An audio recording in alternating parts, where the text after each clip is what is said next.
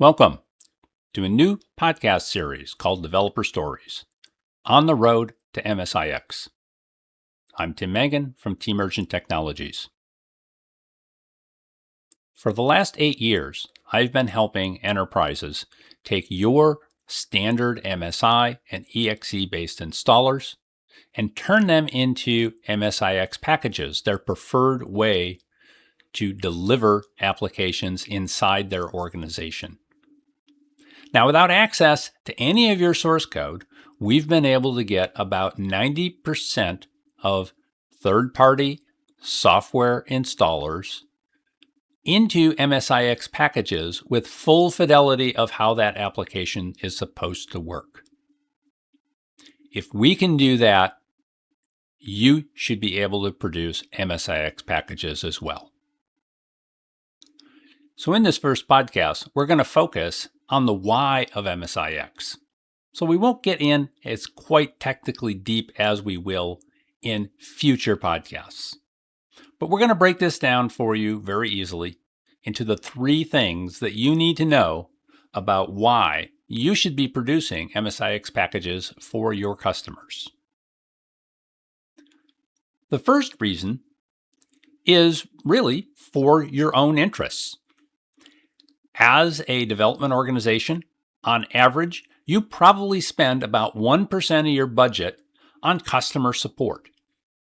This is dealing with customers who are having problems installing and running your software with all of the myriad of conflicts that happen in a Windows environment. Moving to MSIX will help remove that unnecessary overhead and burden on your organization. So how does that work? My friend Steve Greenberg out in Phoenix, Arizona, came up with this term he refers to as CRAP, Computer Residue, Application, and Data. And this really refers to what happens on someone's PC as applications get installed onto them, they get run, they produce more of this stuff, more applications come in. Even if you remove applications, a lot of that crap gets left behind. And over time, those systems run slower and less reliable. What MSIX does for your application, when you release to that customer in an MSIX form, your application is guaranteed to work when it installs. None of the crap that's on that computer is going to interfere with your application.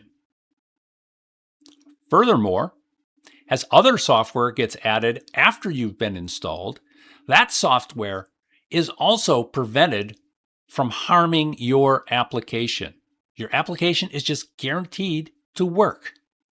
This is going to reduce those support costs that you have today and allow more money in your budget to be spent on things like further development, marketing, sales efforts, and the like. This is why it is in your interest to move to an MSIX-based installer. But let's also talk about your customers' interests.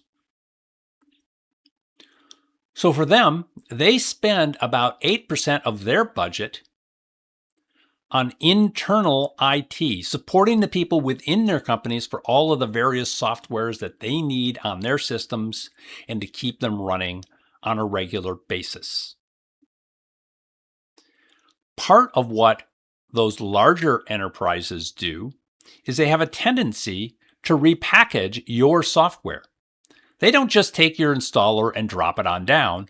They customize that installation experience. Now, that might mean things like, well, they want to turn off your auto update mechanism.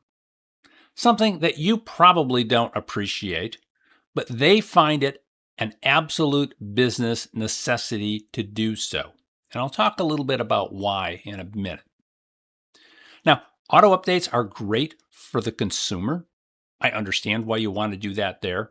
But when you give your business customers software, they want the ability to turn those things off. And as a general case in the industry, many of your software packages have well-documented ways for them to do that, but quite a few do not. And we really wish that the rest of you would get on the ball and make it easier for that to get turned off when it needs to. But for these business customers, it's more than just this overhead that I was talking about and the problems of crap. They also have humongous security issues. And of course, these business customers tend to be your largest source of revenue. A consumer buys one copy. These organizations buy hundreds or thousands of copies when they decide to buy your software. So you really need to pay a bit more attention to them. So when I say security, how does that come into play? Well, when we have MSIX, your application is wrapped up and digitally signed by you in creating that package. And that means that while it is in transit down to that customer system, it is completely protected. They have the ability to verify that nothing has changed since you originally created that package. Now, that's really important to them. They end up not only buying software from you, but the typical large enterprise customer of mine is working with between 300 and 1,000 different vendors, all supplying software to them. They need the ability to ensure that things won't happen like what happened with Notepad++ at the beginning of 2026, where a Rogue Nation actor used a man-in-the-middle attack against their update mechanism and gave those customers malware. Your customers need to be able to validate that the software they're receiving is exactly what you put in place. Now, you can help that a little bit with things like the publishing of hashes, but digital signature technology is the best way to do this. And they are going to appreciate it when you make these things available to them. Now, in addition to the in-transit piece, MSIX also protects that software while it's at rest. It's not in a traditional file system that other software can get at and manipulate. It is completely protected and cannot get changed by anything else on the system, even if they have root access. Third, it's protected while running.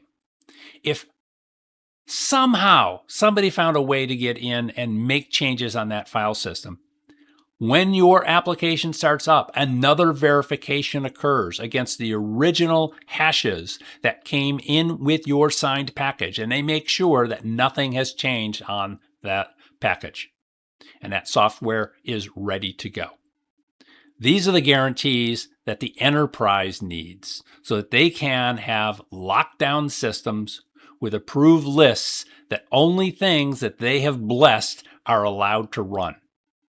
And this is where the enterprises are going to with technologies like AppLocker or Windows Defender Application Control as a way to protecting those critical systems from things like ransomware.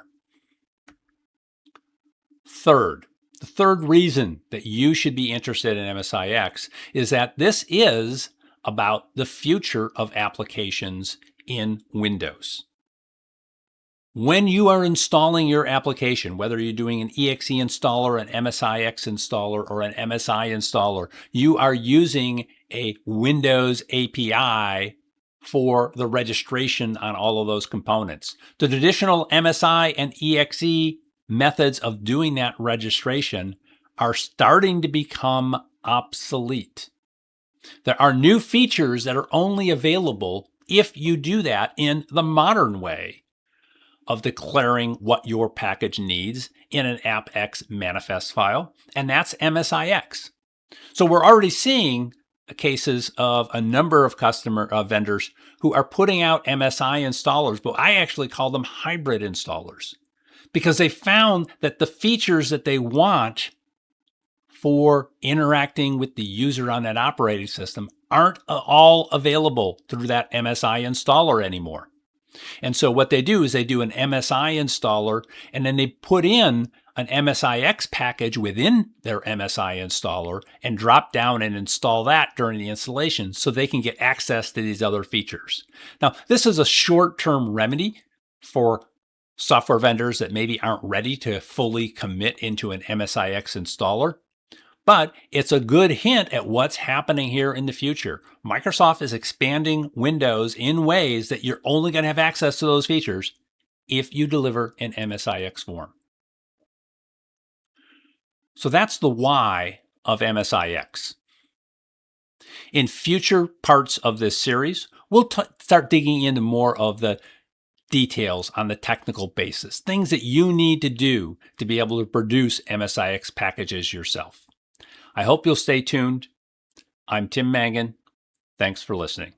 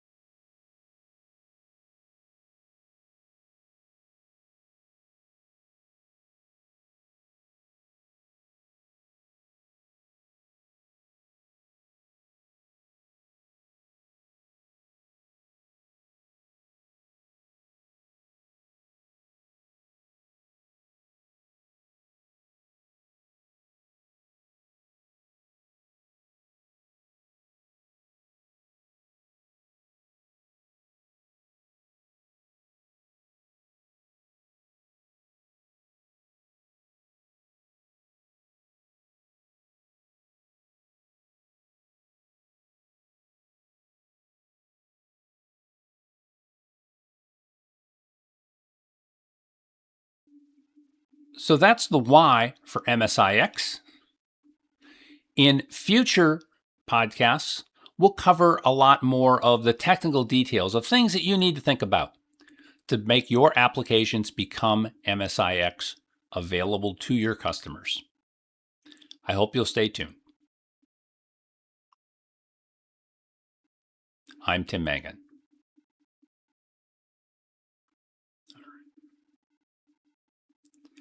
Let's cut that here.